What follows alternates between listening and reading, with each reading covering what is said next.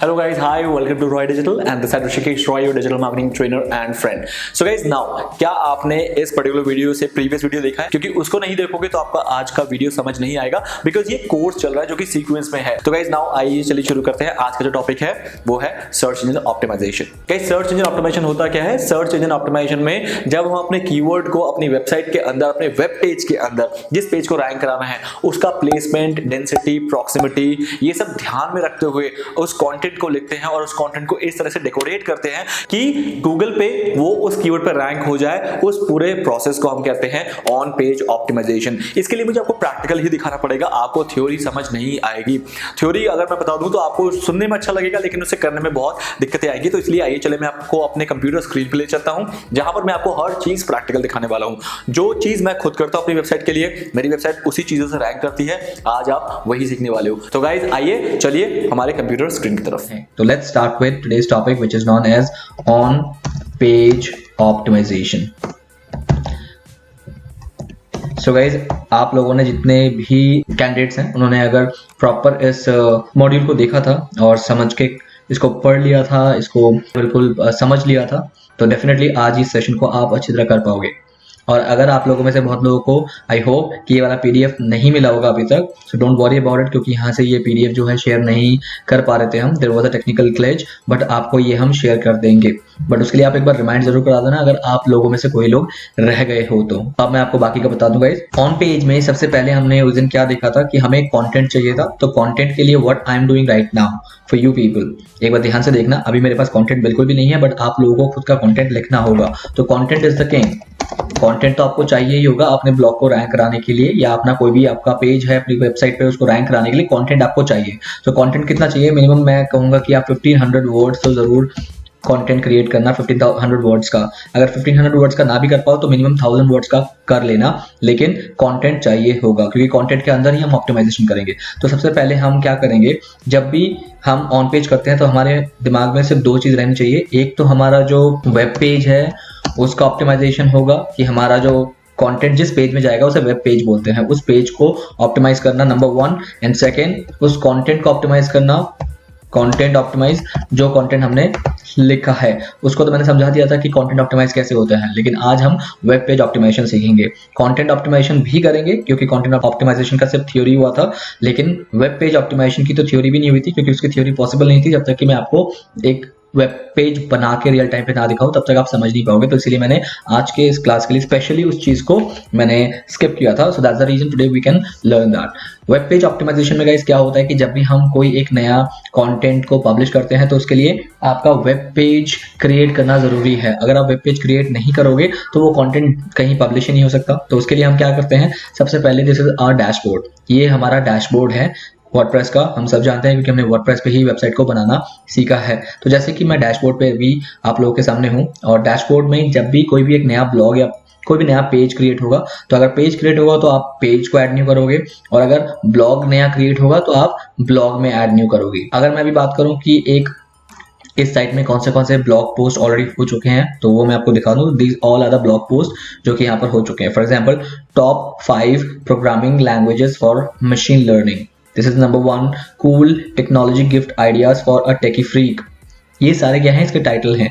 तो अभी मैं यहाँ कोई भी एक टाइटल को क्लिक करके मैं आपको दिखा देता हूँ कि कैसे कोई पेज बनता है आर्टिकल के लिए या ब्लॉग के लिए, जैसे कि मैं बता रहा था. तो this is the blog, this is the major content जो कि यहाँ पर लिखा गया है. As you can see that of course this is not 1500 word blog, ये सिर्फ 368 वर्ड का है. बट इसके अलावा अगर मैं कोई और ब्लॉग में जाऊंगा, बिकॉज ये पब्लिश भी नहीं हुआ, ये अभी ड्राफ्ट में चल रहा है, इसको और लिखा जाएगा. तो दैट इज द रीजन इसको जैसे जैसे लिखते जाएंगे, और ये जैसे ही 1500 या 2000 वर्ड्स का हो जाएगा we will go and publish it. But उससे पहले मैं आपको क्या दिखाना चाहूंगा, I would like to give you the other published blog के मैं यहाँ पर आपको एग्जांपल दे दूं. फॉर एग्जांपल, ये एक पब्लिश्ड ब्लॉग है, तो इसका एग्जांपल देने के लिए let's open it first and then now I can show you guys. ये जो ब्लॉग लिखा गया है, ये ब्लॉग लिखा गया है like this, as you can see that.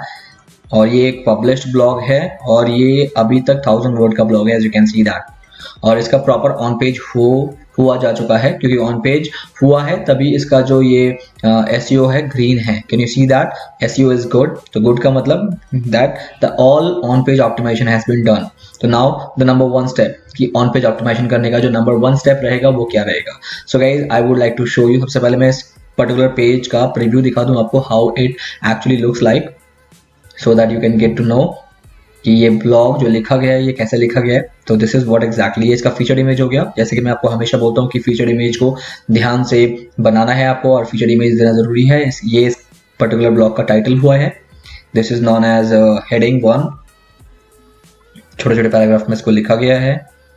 And then इसका इमेज, हर एक गैजेट का इमेज और उसका नाम, उसके बारे में, then Google home hub image, then उसके बारे में, then Amazon Eco Plus image, उसके बारे में description. This is the process exactly.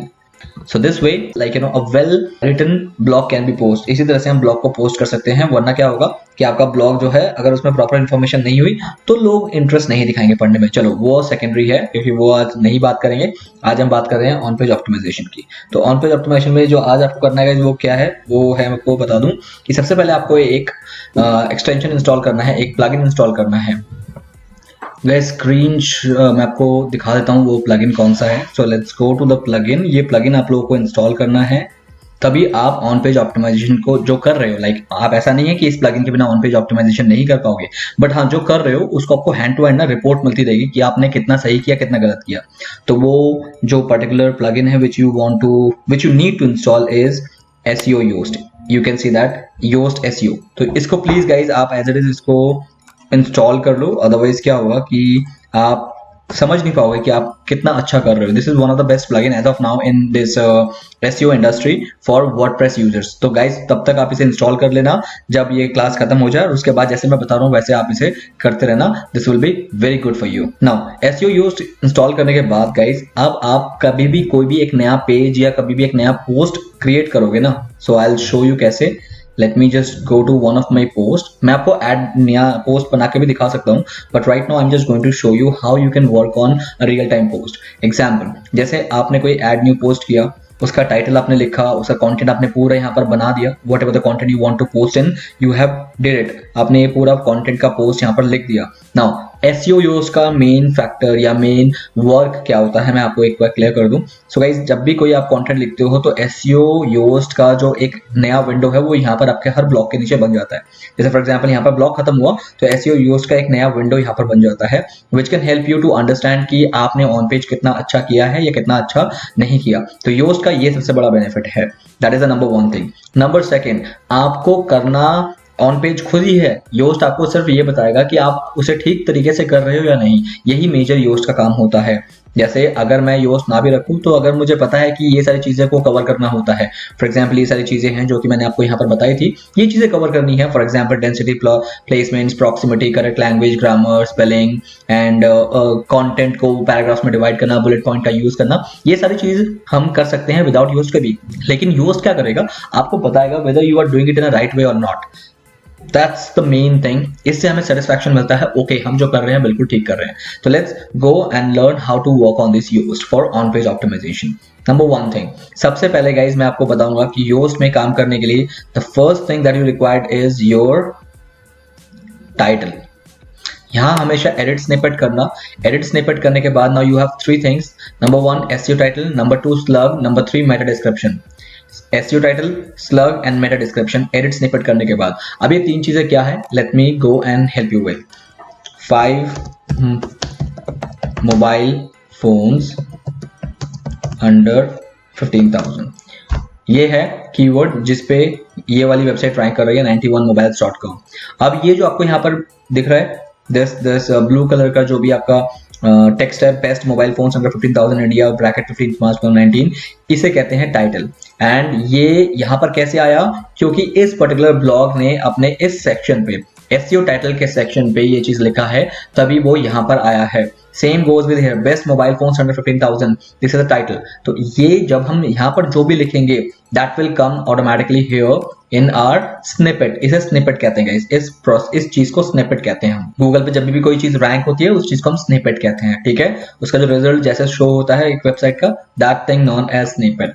Now this is what exactly SEO title. अब एसईओ टाइटल लिखने का एक रूल होता है, मैं तीनों का रूल बताऊंगा क्योंकि स्लग मेरा डिस्क्रिप्शन तीनों का लिखने का रूल होता है, तो वन बाय वन इस रूल को कंप्लीट करते हैं। Let's talk about SEO title. Guys SEO title का rule number 1, that is your title must be 60 to 70 characters long. Guys, I said characters, not word नहीं है, character है जिसमें कि space भी count होगा। जैसे फॉर एग्जाम्पल अगर मैंने ये स्पेस दिया तो ये 1 कैरेक्टर काउंट हो जाएगा। तो ऐसे ही एक टाइटल 60 से 70 कैरेक्टर्स लॉन्ग होना चाहिए, ना इससे छोटा ना इससे ज्यादा। अगर ज्यादा होगा तो आपने प्रॉब्लम देखा क्या होता है कि ये जो डॉट डॉट डॉट आ जाता है कि वो पूरा कवर नहीं होता। अगर ये 60 कैरेक्टर से नीचे आ जाएगा तो वो बहुत छोटा सा दिखेगा। जैसे कि अगर मैं यहाँ पर दिखाऊं, I don't know whether I can see it और नॉट, वो बहुत छोटा सा दिखेगा, शायद यहाँ खत्म हो जाए, यहाँ खत्म हो जाए, तो वो बहुत छोटा दिखेगा। तो the optimized way of writing a wonderful title is 60 to 70 characters, जो कि मैंने आपको यहाँ पर बताया है, which includes your space. Now, second rule of writing a title, SEO title, is your title must contain your primary keyword. आपका जो टाइटल होना चाहिए उसमें प्राइमरी कीवर्ड जरूर होना चाहिए। फॉर एग्जांपल जैसे कि मैंने इस कीवर्ड को यहाँ पर क्या लिखा था, मैंने टॉप 5 मोबाइल फोन्स अंडर 15,000।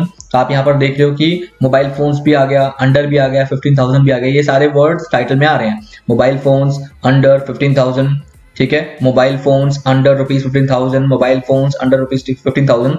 जरूरी नहीं है कि सब आए, जैसे कि फॉर एग्जांपल टॉप 5 भी आ जाए, ऐसा कोई जरूरी नहीं है। बट हाँ, आपका जो मेजर जो पॉइंट ऑफ फोकस है that is mobile phones. Top 5 is not your focus, the focus is the mobile phone. तो इसीलिए mobile phones under 15,000 is the priority. तो इसको प्रायोरिटाइज रखते हुए गूगल ने हर उस ब्लॉग को रैंक करा दिया इस रिजल्ट पे जिसके टाइटल के अंदर मोबाइल फोन्स अंडर 15,000 है। चाहे उसके पहले बेस्ट हो, चाहे उससे पहले मैक्सिमम तो बेस्ट ही आप देख रहे हो, मोबाइल फोन अंडर 15,000, ये सारी चीजें जो है हो सकती है। Top 5 best smartphones under 15,000। तो प्रायोरिटाइज क्या होता है, प्रायोरिटी किसे देता है गूगल कि बेस्ट स्मार्टफोन मांगा है किसी ने 15,000 के नीचे, तो इस वजह से ये ब्लॉग रैंक हुए हैं। तो ये मेजर चीजें होती हैं जो आपको एसईओ टाइटल लिखते वक्त ध्यान रखना है। Title must contain your primary keyword, क्योंकि टाइटल से भी पता लगता है कि आपका जो कंटेंट है वो कैसा होना चाहिए। तो इसी वजह से गूगल उन्हीं को रैंक कराता है विच blog content has a title similar to or in fact equals to that particular keyword. So that is the reason primary keyword होना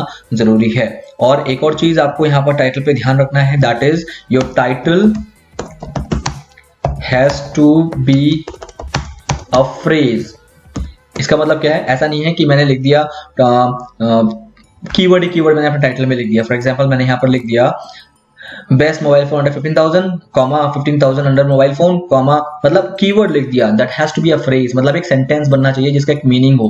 जैसे फॉर एग्जांपल अब मैं यहाँ पर दिखाऊं बेस्ट मोबाइल फोन अंडर 15,000, तो ये एक मीनिंग है कि बेस्ट मोबाइल फोन अंडर 15,000। अगर मैं यहाँ पर लिख देता mobile phone 15,000, mobile phone under 15,000, mobile phone top mobile phone 15,000, इस तरह से अगर मैं एक इलॉजिकल सेंटेंस लिखता तो वो एक सेंटेंस नहीं माना जाता और जिससे क्या होता, गूगल मुझे रैंक नहीं कराता। बिकॉज गूगल वांट्स कि टाइटल में हमेशा एक फ्रेज हो।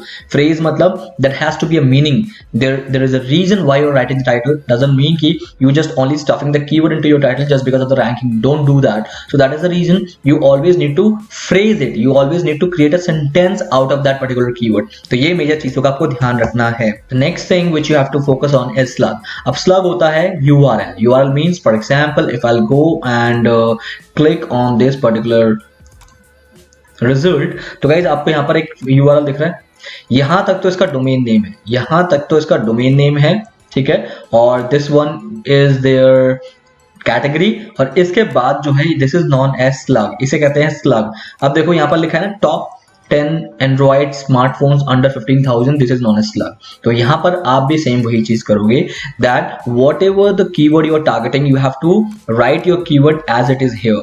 ये जो बीच में आपके हाइफन्स आ रहे हैं ये ऑटोमेटिकली आ जाएंगे, you not need to put those hyphens manually, that will automatically comes up. You just need to write down your keyword here on which you would like to rank on. तो slug में आप as it is अपना keyword जो है primary keyword जिसको आप focus कर रहे हो रैंक करने के लिए, you need to just put in there and that will consider as a slug like this is not slug. तो गूगल को पता लग जाता है okay this particular page has contain this particular content, इस कंटेंट पे इस पेज को बनाया गया, like for example 10 smartphones under 15,000 basically, not 10 या फिर वगैरह वगैरह, बट हाँ स्मार्टफोन्स अंडर ₹15,000 इस पर्टिकुलर ब्लॉग में बताया गया है। सो उसका स्लग भी वही है, उसका टाइटल भी वही है, समहाउ ये कंटेंट जो है रेलेवेंट है। तो सबसे पहले ये वेब पेज, ये गाइज अभी तक हम कंटेंट पे आए नहीं, कंटेंट को ऑप्टिमाइज करना हमने अभी तक देखा नहीं कैसे किया है, बट अभी तक हम सिर्फ वेब पेज को ऑप्टिमाइज कर रहे हैं। और वेब पेज को ऑप्टिमाइज करने के लिए मेजरली 1, 2 एंड 3 ये मेजर 3 चीजें होती हैं। अब आते हैं meta description. Now what is meta description? For example slug में आप कर देना equals to your primary keyword, आपका जो भी प्राइमरी कीवर्ड है उसको कर देना। हाँ, रूल नंबर 2 का ध्यान रखना, ये रूल नंबर 1 है गाइस कि आपका प्राइमरी कीवर्ड होना चाहिए, that is rule number 1। But अब मैं आपको बताना चाहूंगा कि आप सेकेंड रूल में ये करना कि आप स्टॉपिंग कीवर्ड्स को यूज मत करना। स्टॉपिंग कीवर्ड क्या होता है कि आपके पर्टिकुलर कीवर्ड के अंदर, फॉर एग्जांपल आपका कीवर्ड है cool technology gift for a techie, तो ये फॉर और ये जो वर्ड है ये स्टॉपिंग वर्ड होते हैं। हमें सिर्फ अपने स्लग के अंदर वर्ड्स चाहिए, words. As you can see that यहाँ पर कहीं भी ये फॉर और ए हमने नहीं लिखा है क्योंकि यहाँ पर होना नहीं चाहिए। जैसे for example 10 android smartphones under ₹15,000, यहाँ पर कहीं भी a, for, the, above, from, if, but ये सब नहीं होता है, सिर्फ वर्ड्स होते हैं। वर्ड्स मींस जो कि एक्चुअल में नाउन होते हैं, दैट्स इट। इसके अलावा और कुछ नहीं होना चाहिए। तो स्टॉपिंग वर्ड्स को कभी भी अपने स्लग में मत रखना, that is the recommendation. Stopping words I hope समझ गए, अगर नहीं समझे तो प्लीज एक बार मुझे सैटरडे को थोड़ा इसको पूछ लेना so that I can explain you more in a better way. Now let's talk about the meta description. Meta description है guys, अब आपके पेज का एक डिस्क्रिप्शन भी आपको लिखना है। डिस्क्रिप्शन मतलब होता है एक short knowledge of your page. जैसे टाइटल तो हो गया, टाइटल कि कोई किसी भी चीज का टाइटल जब तक नहीं होता तब तक उस चीज की वैल्यू नहीं होती, बट अब डिस्क्रिप्शन मतलब शॉर्ट नॉलेज। नॉलेज मींस कि आप पूरे ब्लॉग में क्या बताने वाले हो उसके बारे में बताओ। तो यहाँ पर आपका डिस्क्रिप्शन मस्ट बी, अब मैं बता रहा हूँ 140 to 170 कैरेक्टर्स होना चाहिए, मीन्स इंक्लूडिंग स्पेसेस। मतलब आपको ज्यादा जगह मिल गई अब अपने कंटेंट को थोड़ा और एलाबोरेट करने में डिस्क्रिप्शन में ही। क्यों? क्योंकि जब भी गूगल के बॉट्स आते हैं तो ध्यान रखना, गूगल के बॉट्स सबसे पहले आपके पेज के कंटेंट से भी पहले आपका टाइटल और डिस्क्रिप्शन पढ़ते हैं। That is the reason title और डिस्क्रिप्शन में ही हमें उन्हें मेजरली कन्विंस करना है। अगर वो टाइटल डिस्क्रिप्शन को पढ़ने के बाद उन्होंने आइडिया लगा लिया कि इस पे कंटेंट के अंदर मुझे क्या मिलने वाला है, लेकिन कंटेंट में जाकर उन्हें पता लगता है कि ये तो अलग चीज है, तो ये दोनों क्लैश हो जाते हैं। फॉर एग्जाम्पल अगर आपने टाइटल में लिख दिया कि the best places in Delhi, लेकिन कंटेंट में लिखा है द बेस्ट स्मार्टफोन्स अंडर 15,000, तो उसने देखा कि टाइटल में कुछ और लिखा था और कंटेंट के अंदर कुछ और, तो वो क्लैश हो जाता है, जिस वजह से आपका कंटेंट जो है वो फिर डंप मान लिया जाता है कि आपका कंटेंट का टाइटल और कंटेंट का टॉपिक है वो चेंज्ड है, तो इसलिए उस चीज को क्लैश मानते हुए उसे डंप कर देते हैं, फिर आपका वो रैंक नहीं होता है। तो इसलिए टाइटल पहले पढ़ा जाता है, वहीं से आइडिया लिया जाता है कि आपके कंटेंट कैसा होने वाला है, किस तरह से बनने वाला है, फिर वो कंटेंट को पढ़ना शुरू करते हैं। तो इस चीज का ध्यान रखना। सेम चीज मस्ट कंटेन प्राइमरी कीवर्ड, इसमें भी आपका प्राइमरी कीवर्ड आना चाहिए प्लस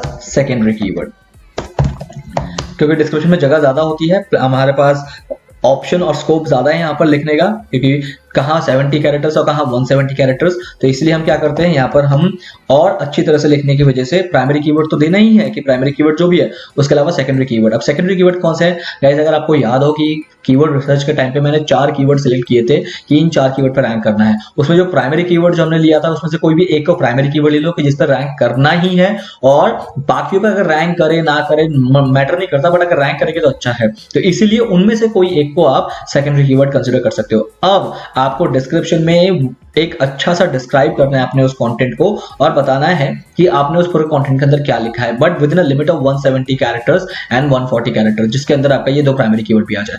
अब गूगल के बॉट जब भी आपके टाइटल और डिस्क्रिप्शन को पढ़ेंगे, they will have a complete idea कि what they are going to read in the content of that blog, तो देन दे विल डिसाइड कि अब आपको रैंकिंग देनी चाहिए या नहीं चाहिए। तो this is what major focus on this on page optimization, कि फर्स्ट आपको एसईओ टाइटल पे काम करना है, फिर उसके स्लग को बनाना है, फिर मेटा डिस्क्रिप्शन को क्रिएट करना है, और इस तरह से एक वेब पेज जो है वो ऑप्टिमाइज हो जाता है। नाउ अब हमें क्या करना है, अब हमें हमारे कंटेंट को ऑप्टिमाइज करना है, ठीक है। तो कंटेंट का ऑप्टिमाइजेशन का थ्योरी मैंने कल बता दिया था, उसको कैसे करना है आप देख लेते हैं। नंबर 1 गाइस, जैसे ही मैंने कंटेंट को, या तो आप डायरेक्ट कंटेंट को इधर ही लिखना स्टार्ट करो जैसे कि मैं यहाँ पर लिख रहा हूँ, या फिर आप इसे वर्ड में कहीं पे लिख के यहाँ कॉपी पेस्ट कर दो। अब कॉपी पेस्ट करने के बाद सबसे पहले ये है हेडिंग 1, जैसे आप देख रहे हो, वाई सॉरी ये हेडिंग 2 है, ये हेडिंग 2 है, लाइक दिस हेडिंग 2, ये भी हेडिंग 2 है, और ये जो है ये पैराग्राफ है। तो ये पैराग्राफ में आप देख रहे हो, इसे छोटे छोटे पैराग्राफ में डिवाइड किए गए हैं जैसे कि मैंने कल बताया था।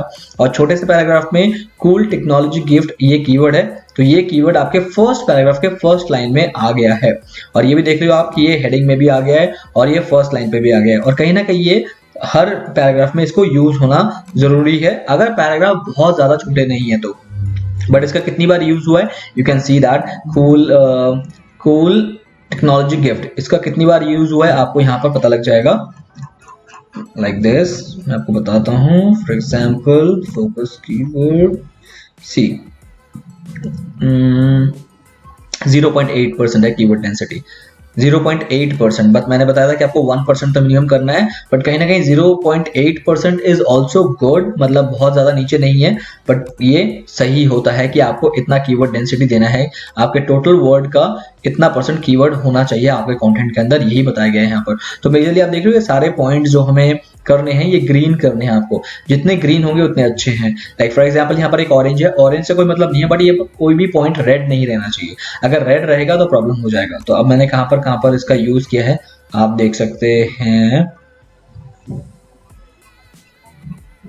Like this. यहाँ पर एक बार यूज किया cool technology is the keyword, यहाँ पर कीवर्ड कूल टेक्नोलॉजी को लिया गया है। So you can see that how many times we have mentioned cool technology as a keyword here as for this blog where I want to get rank, ठीक है। तो इस तरह से गाइस हमें ऑन पेज करना होता है।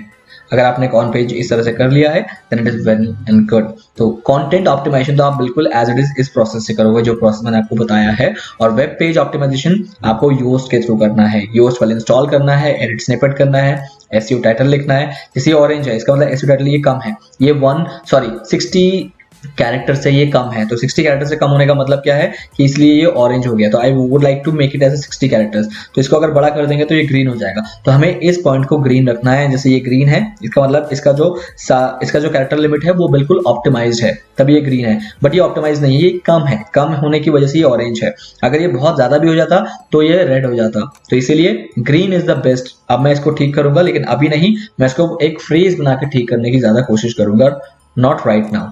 So I hope so far so clear guys, that is the number one thing कि वेब पेज ऑप्टिमाइज करने के बाद कंटेंट को आप कहीं से भी लिखो और ऑप्टिमाइज करने के बाद एज पर दिस स्लाइड, इस स्लाइड के अंदर जो जो चीजें हैं मेंशन उस तरह से ऑप्टिमाइज करने के बाद आप यहाँ पर कॉपी पेस्ट कर सकते हो। Now the second important thing which is very important guys, that is known as on page के अंदर आपको हमेशा ऑल्ट टेक्स्ट का यूज करना होता है फॉर इमेजेस। अगर आपने अपने साइट के अंदर कहीं भी इमेजेस रखे हैं तो ध्यान रखना इमेज इज बेसिकली व्हाट। अब मैं यहाँ पर दिखाना चाहूंगा, फॉर एग्जांपल आपको ये साइट दिख रही है गाइस, इसमें कंटेंट लिखा है, ये आप पढ़ रहे हो लेकिन गूगल ये नहीं पढ़ता। गूगल कौन सा पढ़ता है पता है आपको? This one Google reads. Google के लिए कंटेंट ये है, ये इससे भी बेटर अगर तरीके से मैं समझाऊं, let me just show you, just a moment guys. Google code source, ये गूगल इस पेज पे आता है, गूगल के बॉट्स इस पेज पे कभी नहीं आते। ये तो हम हमारे लिए है, हमारे और आपके लिए, ह्यूमंस के लिए है, बट गूगल के लिए ये वाला पेज है। अब इस पूरे पेज में आपको एक भी लैंग्वेज समझ नहीं आ रहा होगा क्योंकि आपके लिए बना ही नहीं है, ये बेसिकली गूगल बॉट्स के लिए है या फिर ये डेवलपर्स के लिए जिन्होंने इस पेज को डेवलप किया है। नाउ अब इस पेज में कहीं भी इमेज नहीं है, तो इसका मतलब क्या है? यहाँ पर इमेज नहीं है गाइस, यहाँ पर तो इमेजेस हैं, ये भी है, ये भी है, these all are the images which is available here, featured image है, बट यहाँ पर तो नहीं है। तो इसका मतलब अगर मैंने अपने कंटेंट के अंदर कहीं ना कहीं इमेजेस रखे हैं और गूगल को अगर वो समझ नहीं आया कि वो क्यों है, फॉर एग्जाम्पल यहाँ पर एक इमेज है but Google is a blind thing, Google bot जो है वो ब्लाइंड होते हैं, they can only read text but they can not see the images. अब जहां की गूगल कंटेंट में इमेजेस को देखता है बट उसे पढ़ नहीं पाता, तो गूगल थोड़ा डिसअपॉइंट हो जाता है कि यहाँ पर ऐसा कौन सा ऑब्जेक्ट रखा हुआ है जो कि मुझे बताया नहीं गया बट मैं उसे पढ़ भी नहीं पा रहा। तो that is kind of a negative marking for your SEO. तो नेगेटिव मार्किंग होने की वजह से प्रॉब्लम क्या होता है कि आपका जो रैंकिंग फैक्टर है वो थोड़ा सा डाउन हो जाता है क्योंकि यहाँ पर नेगेटिव मार्किंग हुई। तो द बेस्ट पार्ट कि आप गूगल को बता दो लिख के कि ये किस चीज का कंटेंट है। लिख के मतलब इसके ऊपर नहीं, इमेज के ऊपर नहीं, लिख के मतलब हर इमेज का ऑल्टरनेटिव टेक्स्ट देना जरूरी है। That is known as alt text. कैसे, अब मैं यहां पर आपको दिखाना चाहूंगा। Now for example, if this is the image, अभी क्या है, ये एक VR है, Oculus का VR है। अब गूगल को बताने के लिए what I need to do, I need to just go and give an alt text to the image. Alt text क्या होता है? This one. Sorry, this one. Alternative text. Can you see this? Alternative text. यहाँ पर साफ लिखा है हमें कि ये इमेज जो है ये एक Oculus Go Stand Alone Virtual Reality headset है।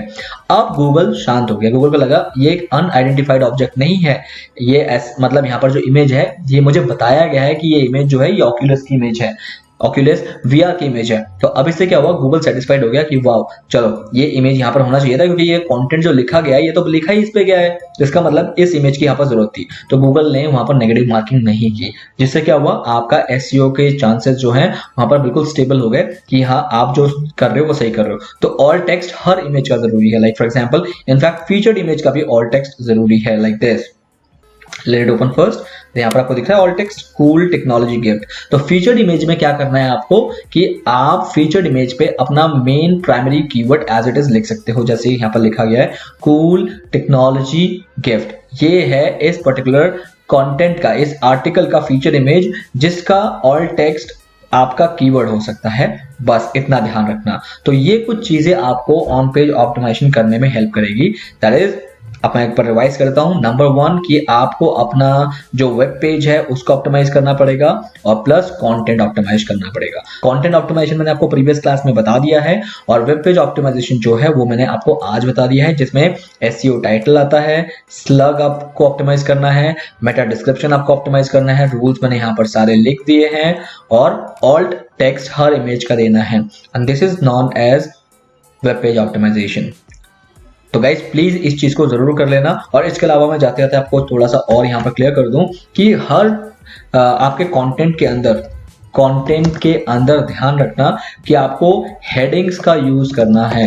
हेडिंग्स मतलब जैसे फॉर एग्जांपल हर कंटेंट, यहाँ पर कंटेंट है तो कंटेंट के अंदर आप देख रहे हो यहाँ पर ये Oculus Stand Alone, ये हेडिंग 3 है, तो हेडिंग्स का यूज करना है। ये हेडिंग 3 है, ये हेडिंग 3 है। तो कंटेंट के अंदर आप बेसिकली क्या कर सकते हो, आप हेडिंग यूज करोगे। अब 3 तरीके की हेडिंग आप यूज कर सकते हो। नंबर 1 जो कि मेन होता है वो होता है H1, number 2 H2 and number 3 H3।